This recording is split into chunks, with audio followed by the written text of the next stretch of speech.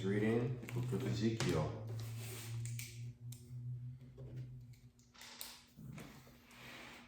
In the 25th year of our captivity, at the beginning of the year, on the 10th day of the month, in the 14th year after the city was captured, on the very same day the hand of the Lord was upon me, and he took me there. In the visions of God, he took me into the land of Israel and set me on a very high mountain. On it toward the south was something like the structure of a city. He took me there, and behold, there was a man whose appearance was like the appearance of bronze. He had a line of flax and a measuring rod in his hand, and he stood in the gateway. And the man said to me, Son of man, look with your eyes and hear with your ears, and fix your mind on everything I show you. For you were brought here so that I might show them to you. Declare to the house of Israel everything you see. Now there was a wall all around the outside of the temple. In the man's hand was a measuring rod, 6 cubits long, each being a cubit and a handbreadth. And he measured the width of the wall structure, 1 rod, and the height 1 rod. Then he went to the gateway which faced east, and he went up its stairs and measured the threshold of the gateway, which was 1 rod wide, and the other threshold was 1 rod wide. Each gate chamber was 1 rod long and 1 rod wide. Between the gate chambers was a space of 5 cubits, and the threshold of the gateway by the vestibule of the inside gate was 1 rod. He also measured the vestibule of the inside gate, 1 rod. Then he measured the vestibule of the gateway, 8 cubits, and the gate posts 2 cubits. The vestibule of the gate was on the inside. In the eastern gateway were 3 gate chambers on one side and 3 on the other. The 3 were all the same size. Also the gate posts were of the same size on this side and on that side. He measured the width of the entrance to the gateway, 10 cubits, and the length of the gate, 13 cubits. There was a space in front of the gate chambers, 1 cubit on this side and 1 cubit on that side. The gate chambers were 6 cubits on this side and 6 cubits on that side. Then he measured the gateway from the roof of one gate chamber to the roof of the other. The width was 25 cubits as door faces door. He measured the gate post 60 cubits high, and the court all around the gateway extended to the gate post. From the front of the entrance gate to the front of the vestibule of the inner gate was 50 cubits. There were beveled window frames in the gate chambers and in their intervening archways on the inside of the gateway all around, and likewise in the vestibules. There were windows all around on the inside, and on each gate post were palm trees. Then he brought me into the outer court, and there were chambers and a pavement made all around the court. 30 chambers faced the pavement. The pavement was by the side of the gateways, corresponding to the length of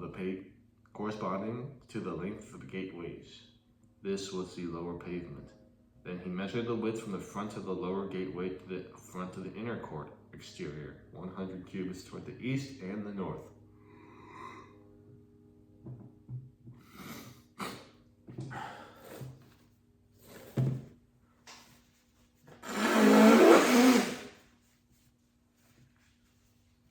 On the outer court was also a gateway facing north, and he measured its length and its width. Its gate chambers, 3 on this side and 3 on that side. Its gate posts and its archways had the same measurements as the first gate. Its length was 50 cubits and its width 25 cubits. Its windows and those of its archways and also its palm trees had the same measurements as the gateway facing east.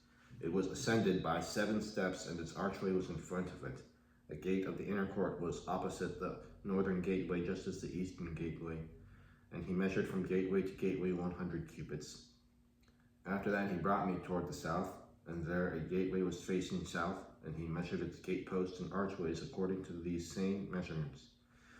There were windows in it, and in its archways all around like those windows. Its length was 50 cubits, and its width 25 cubits. 7 steps led up to it, and its archway was in front of them, and it held palm trees on its gate posts, 1 on this side and 1 on that side.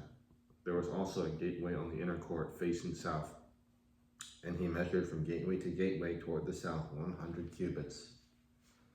And he brought me to the inner court through the southern gateway. He measured the southern gateway according to these same measurements. Also its gate chambers, its gate posts, and its archways were according to these same measurements.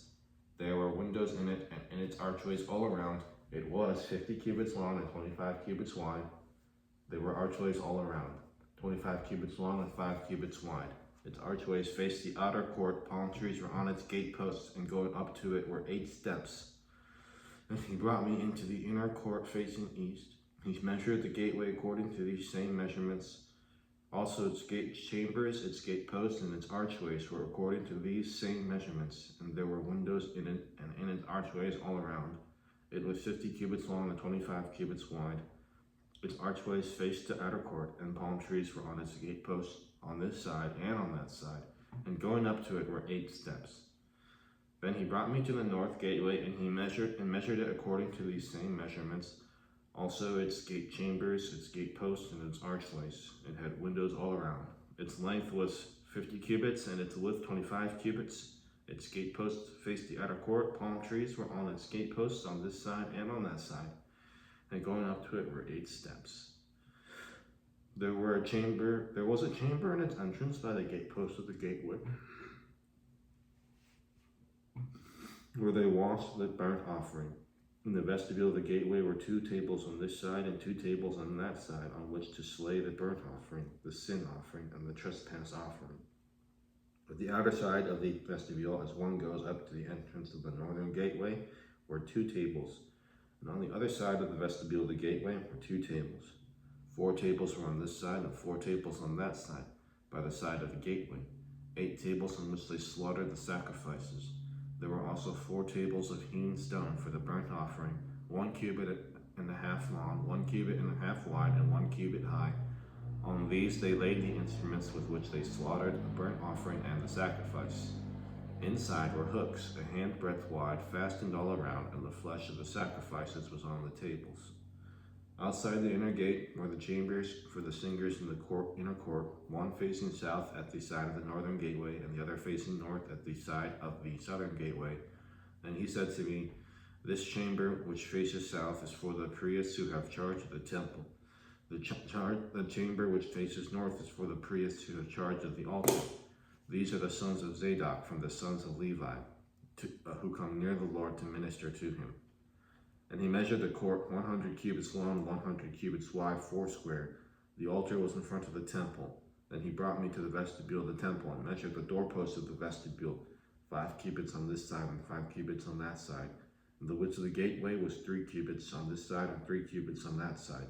The length of the vestibule was 20 cubits, and the width 11 cubits. And by the steps which led up to it there were pillars by the doorpost, one on this side and another on that side. Ezekiel 41. Then he brought me into the sanctuary and measured the doorposts, 6 cubits wide on one side and 6 cubits wide on the other side. The width of the tabernacle. The width of the entryway was 10 cubits, and the side walls of the entrance were 5 cubits on this side and 5 cubits on the other side. And he measured its length 40 cubits and its width 20 cubits. Also he went inside and measured the doorpost 2 cubits, and the entrance 6 cubits high, and the width of the entrance 7 cubits. He measured the length 20 cubits and the width 20 cubits beyond the sanctuary. And he said to me, "This is the most holy place." Next he measured the wall of the temple 6 cubits. The width of each side chamber all around the temple was 4 cubits on every side. The side chambers were in 3 stories, one above the other, 30 chambers in each story. They rested on ledges which were for the side chambers all around, that they might be supported, but not fastened to the wall of the temple. As one went up from story to story, the side chambers became wider all around, because their supporting ledges in the wall of the temple ascended like steps.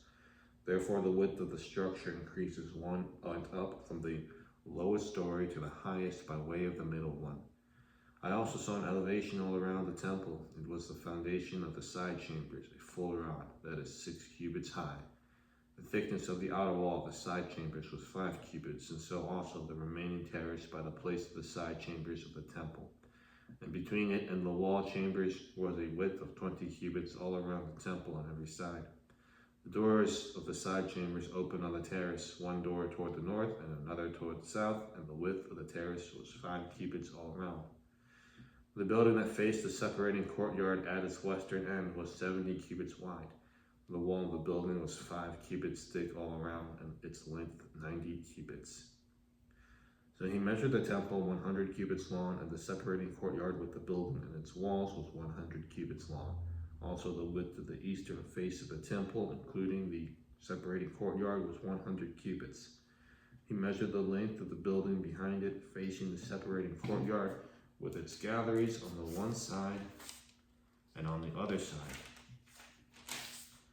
100 cubits, as well as the inner temple and the porches of the court. Their doorposts, the beveled window frames, and the galleries all around their 3 stories opposite the threshold were paneled with wood from the ground to the windows. The windows were covered from the space above the door, even to the inner room, as well as outside, and on every wall all around, inside and outside by measure. And it was made with cherubim and palm trees, a palm tree between cherub and cherub. Each cherub had 2 faces, so that the face of a man was toward a palm tree on one side, and the face of a young lion toward a palm tree on the other side. Thus it was made throughout the temple all around, from the floor to the space above the door, and on the wall of the sanctuary, cherubim and palm trees were carved. The doorposts of the temple were square, as was the front of the sanctuary. Their appearance was similar. The altar was of wood, 3 cubits high, and its length 2 cubits. Its corners, its length, and its sides were of wood, and he said to me, "This is the table that is before the Lord." The temple and the sanctuary had 2 doors. The doors had 2 panels apiece, 2 folding panels, 2 panels for one door and 2 panels for the other door. Cherubim and palm trees were carved on the doors of the temple, just as they were carved on the walls. A wooden canopy was on the front of the vestibule outside. There were beveled window frames and palm trees on one side and on the other, on the sides of the vestibule, also on the side chambers of the temple and on the canopies. Ezekiel 42. Then he brought me out into the outer court by the way toward the mount north, and he brought me into the chamber which was opposite the separating courtyard, and which was opposite the building toward the north, facing the length, which was 100 cubits, the width was 50 cubits, with the north door, opposite the inner court of 20 cubits, and opposite the pavement of the outer court was gallery against gallery, in 3 stories. In front of the chambers toward the inside was a walk, 10 cubits wide, at a distance of 1 cubit, and their doors faced north. Now the upper chambers were shorter, because the galleries took away space from them more than from the lower and middle stories of the building, for they were in 3 stories and did not have pillars like the pillars of the courts. Therefore the upper level was shortened more than the lower and middle levels from the ground up. And a wall which was outside ran parallel to the chambers at the front of the chambers toward the outer court. Its length was 50 cubits. The length of the chambers toward the outer court was 50 cubits, whereas that facing the temple was 100 cubits. At the lower chamber was the entrance on the east side, as one goes into them from the outer court. Also there were chambers in the thickness of the wall of the court toward the east, opposite the separating courtyard and opposite the building. There was a walk in front of them also, and their appearance was like the chambers which were toward the north. They were as long and as wide as the others, and all their exits and entrances were according to plan, and corresponding to the doors of the chambers that were facing south as one enters them. There was a door in front of the walk, the way directly in front of the wall toward the east. Then he said to me, "The north chambers and the south chambers, which are opposite the separating courtyard, are the holy chambers where the priests who approach the Lord shall eat the most holy offerings. There they shall lay the most holy offerings, the grain offering, the sin offering, and the trespass offering, for the place is holy. When the priests enter them, they shall not go out of the holy chamber into the outer court, but there they shall leave their garments in which they minister, for they are holy. They shall put on other garments that they may approach that which is for the people." Now when he had finished measuring the inner temple, he brought me out through the gateway that faces toward the east, and measured it all around. He measured the east rod with the measuring rod, 500 rods by the measuring rod all around. He measured the north side, 500 rods by the measuring rod all around. He measured the south side, 500 rods by the measuring rod. He came around to the west side and measured 500 rods by the measuring rod. He measured it on the 4 sides. It had a wall all around, 500 cubits long and 500 wide, to separate the holy areas from the common. Last chapter for today is John chapter 14. Let not your heart be troubled. You believe in God, believe also in me. In my Father's house are many mansions. If it were not so, I would have told you. I go to prepare a place for you. And if I go and prepare a place for you, I will come again and receive you to myself, that where I am, there you may be also. And where I go, you know, and the way you know. Thomas said to him, Lord, we do not know where you are going, and how can we know the way? Jesus said to him, I am the way, the truth, and the life. No one comes to the Father except through me. If you had known me, you would have known my Father also, and from now on you know him and have seen him. Philip said to him, Lord, show us the Father, and it is sufficient for us. Jesus said to him, Have I been with you so long, and yet you have not known me, Philip? He who has seen me has seen the Father. So how can you say, Show us the Father? Do you not believe that I am in the Father, and the Father in me? The words that I speak to you, I do not speak on my own authority, but the Father who dwells in me does the works. Believe me that I am in the Father, and the Father in me, or else believe me for the sake of the works themselves. Most assuredly I say to you, he who believes in me, the works that I do, he will do also, and greater works than these he will do, because I go to my Father. And whatever you ask in my name, that I will do, that the Father may be glorified in the Son. If you ask anything in my name, I will do it. If you love me, keep my commandments, and I will pray the Father, and he will give you another helper, that he may abide with you forever. The Spirit of truth, whom the world cannot receive, because it neither sees him nor knows him, but you know him. For he dwells with you, and I will be in you. I will not leave you orphans, I will come to you. A little while longer, and the world will see me no more, but you will see me. Because I live, you will live also. At that day you will know that I am in my Father, and you in me, and I in you. He who has my commandments and keeps them, it is he who loves me. And he who loves me will be loved by my Father, and I will love him and manifest myself to him. Judas, not Iscariot, said to him, Lord, how is it that you will manifest yourself to us and not to the world? Jesus answered and said to him, If anyone loves me, he will keep my word, and my Father will love him, and we will come to him and make our home with him. He who does not love me does not keep my words, and the word which you hear is not mine, but the Father's who sent me. These things I have spoken to you while being present with you, but the Helper, the Holy Spirit, whom the Father will send in my name, he will teach you all things, and bring to your remembrance all things that I said to you. Peace I leave with you. My peace I give to you. Not as the world gives do I give to you. Let not your heart be troubled, neither let it be afraid. You have heard me say to you, I am going away and coming back to you. If you loved me, you would rejoice, because I said, I am going to the Father, for my Father is greater than I. And now I have told you before it comes, that when it does come to pass, you may believe. I will no longer talk much with you, for the ruler of this world is coming and he has nothing in me, but that the world may know that I love the Father, and as the Father gave me commandments, so I do. Arise, let us go from here.